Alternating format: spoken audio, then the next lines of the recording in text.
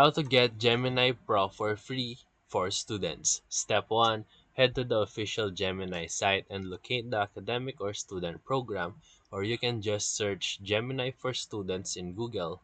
And then after that, step 2. Use your school issued email, the one that ends with .edu, to create your Gemini account.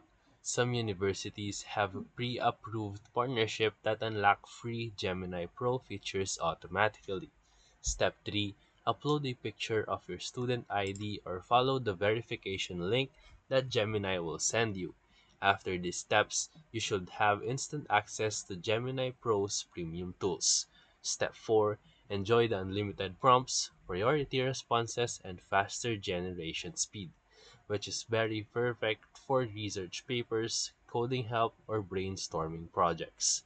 Gemini Pro also integrates with Google Docs, Gmail, and Sheets, making it a powerful productivity booster for students. So, if you lose access after graduation, you can just check if Gemini offers discounted for alumni pricing. And that's it. So if this video helped you, make sure to like and subscribe. Thank you for watching.